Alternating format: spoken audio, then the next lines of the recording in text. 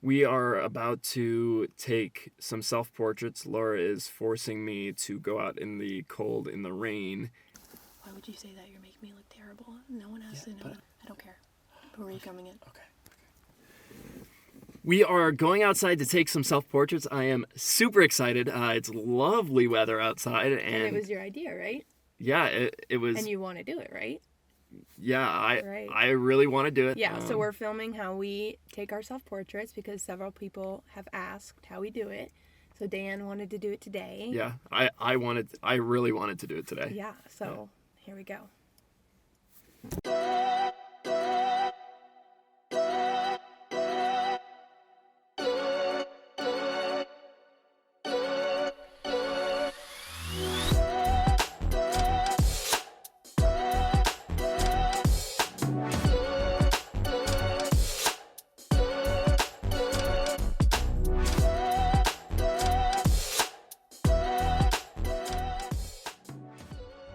So as you can probably tell, we're back inside from taking self-portraits. So we thought we should go over how we do it.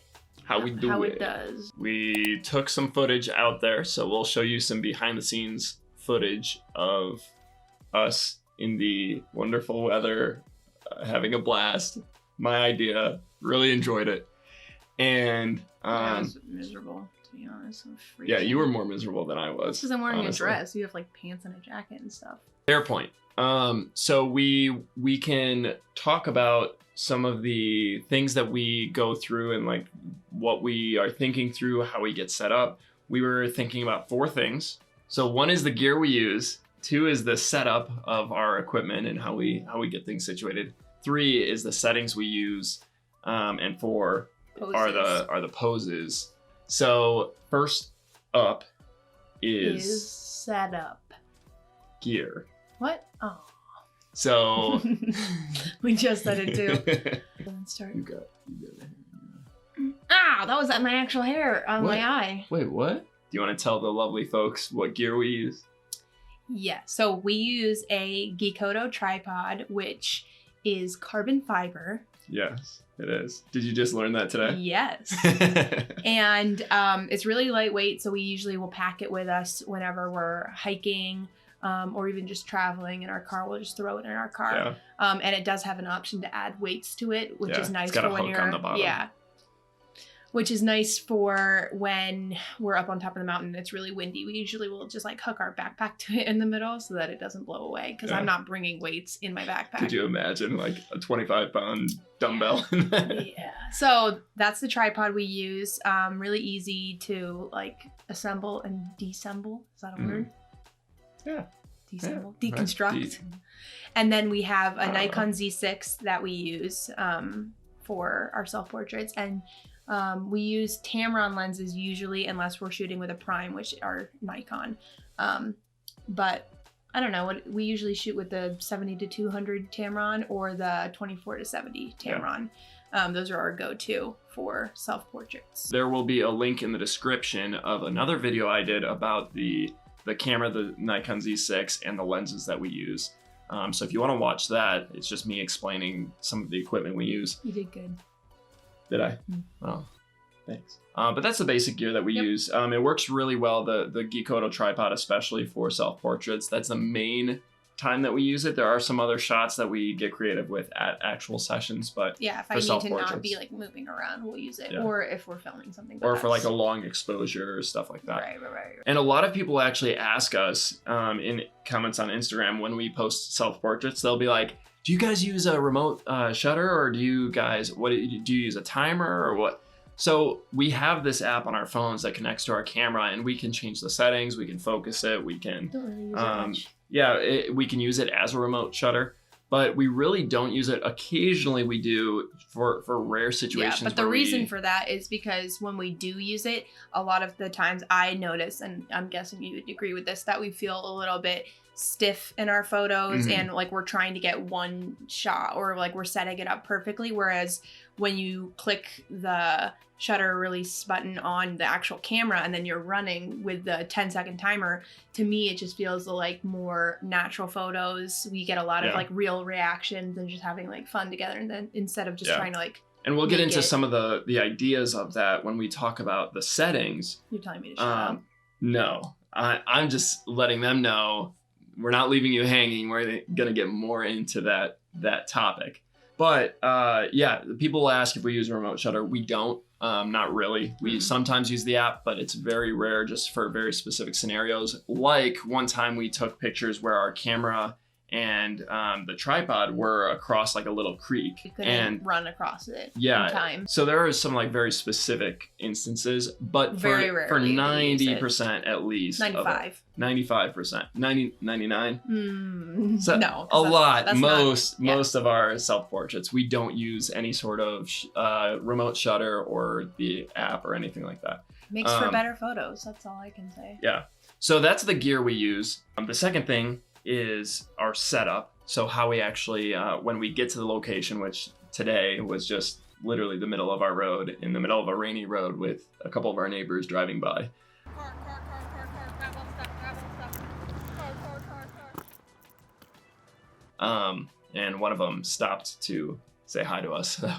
That was kind of. I had to explain why we had all of our cameras out. Yeah, Stuff. he didn't really seem too interested in it. He just was like, "Hi, neighbors." Yeah. So, but we went to the middle of our road, and you set up the tripod, and I was standing in the middle of the road while you put the shoe that goes to the tripod on the camera, hooked up the camera to it, got it Adjusted the height. Yeah, adjusted the height, got it all centered with the leading lines of the road.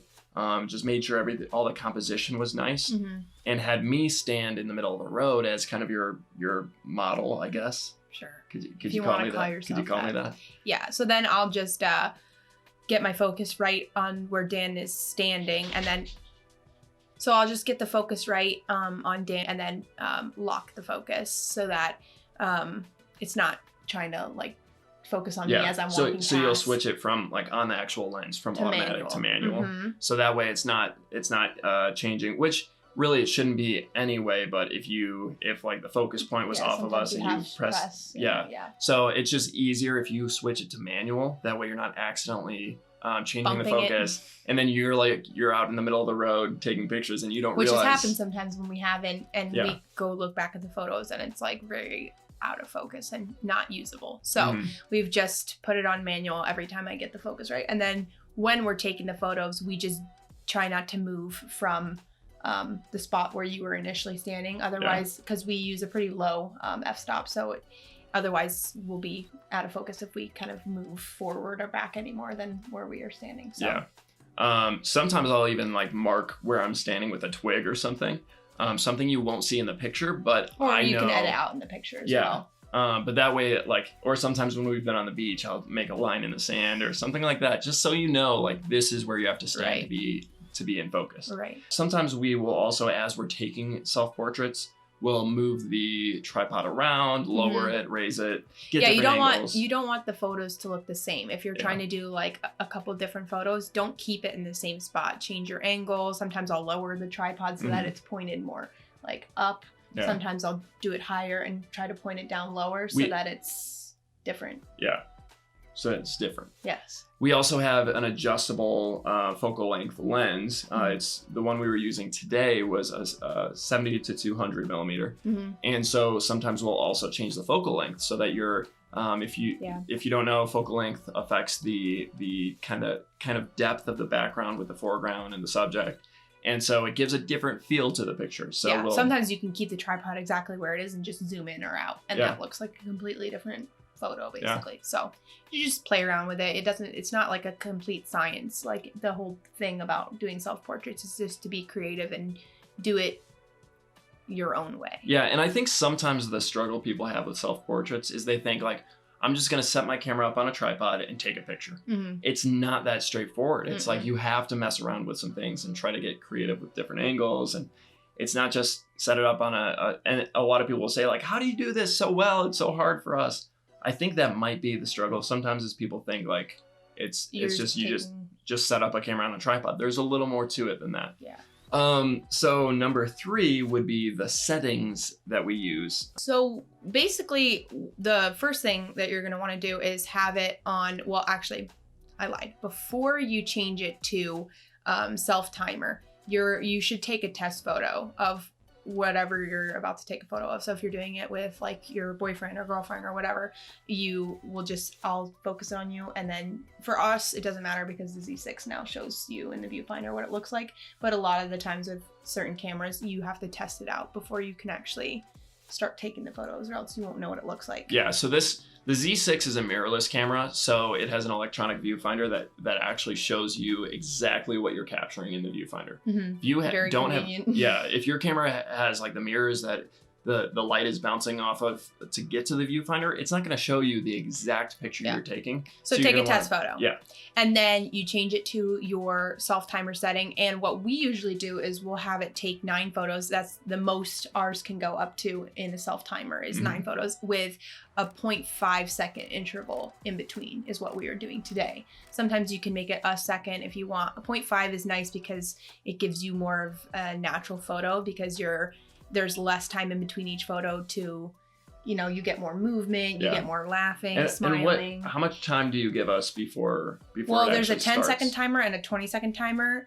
I usually don't like to wait 20 seconds, so I'll try to do it in 10 seconds. Because even if you, for some reason, don't get to where you want to be right away, you still have those 7 other pictures. So even if because it's taking 9 shots with 5 seconds each, that So- gives you at least a few seconds of extra time. Yeah. So 10-second timer with 9 photos and 0.5 second intervals in between each one. Yeah. And you can change all those settings in your camera based on whatever body you end up having. You're going to have to change your ISO and your f-stop based on your lens and how bright and, cloudy it is that day. But something I will say is we always have our shutter speed pretty high so that we can get that movement without it being blurry. So anywhere from like 300 to 400 shutter speed, sometimes 500, to make sure that there isn't tons of like blurriness, and then you can get those fun moving pictures without it looking low quality or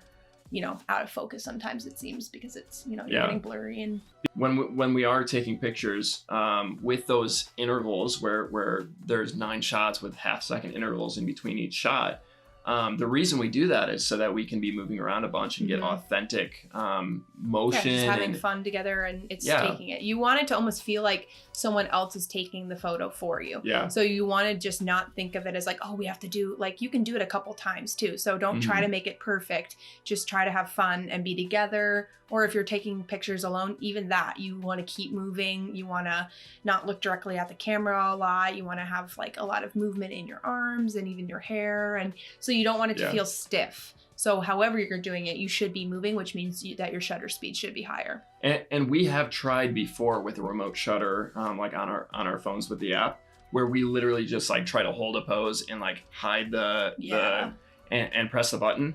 And it feels so stiff. Like you're trying to get one picture and hold the right, like what you think looks good, and it's just like it's awkward. It doesn't feel authentic. Yeah. So we usually recommend having it for however many photos that you can take. Usually it's 9 in most cameras that you can take up to 9. I guess maybe that's what 10. we've seen at least. At least with Nikon. Yeah. So I'm not sure however other Sony or what's the other one? Canon. what's that called? Sorry. So everyone's on the Canon Sony train, but Nikon. The color is so nice on Nikon. I love Nikon. It's amazing. So not sponsored by Nikon, but should be. Nikon, you want to hit us up? High shutter speed. Yeah. Intervals. 10-second timer. Yep. And we already mentioned switching it from automatic focus to manual right before after you're about to go. Yeah, after you've already focused it on something or someone that's where you're going to be. Switching it to manual. And then always going back, if you're going to change up your camera, don't forget that your focus is on manual, because when you move your tripod, you're going to want to refocus everything. So basically doing that every time you take a new photo, do that over again, that whole process, basically. Those are the settings that we use. Settings. So that was number 3. Yes. Number 4. Poses. And I remembered that. Basically, like we were saying before, a lot of movement makes for way more candid and like fun and just very emotional photos. Not emotional, but kind of sometimes. It depends. So when we're thinking through like posing, we want to be doing something, like moving around. So we'll do like a spinning one, or even if we're doing one where we're standing kind of still, we'll still move around a little bit. You'll see in the video that we're showing, I don't know, right now. now, that we don't really ever stop moving, because again, we want that one shot maybe out of the 9. That's the coolest, because my hair ended up like moving a certain way that I wasn't anticipating, because we were just moving. And so just keep moving. Basically, you can do any pose you want, but in those poses, don't just sit there and stay like stiff. We don't really have like a plan necessarily for posing when we go to take photos. It just kind of happens how it happens. But in that happening, we're constantly moving, constantly laughing, smiling, trying to make it like a real smile, like saying something funny or like... So that's the posing. So we covered the gear, the setup, the settings, and the posing. Yeah. So those are kind of the 4 things. If you guys have any questions about how, like, anything you struggle with, that like you want to know, like, how did we do this in our self-portraits, just drop a comment and we will answer it. And just have fun. Yeah. The better photos that we've taken, the best photos that we've taken are ones where we're just having fun, traveling, moving around, going to fun places. So have fun. Subscribe if you aren't already. Hit the bell to be notified about our future videos. Just give us a thumbs up if you enjoyed this video, and we will catch you later with future... The hand motions again. Yeah, I like sit still and you're like, subscribe to YouTube. Subscribe to our YouTube. Yeah, so we will catch you guys with our next video. Thanks for watching. I put 1 finger up, but it's 2. So.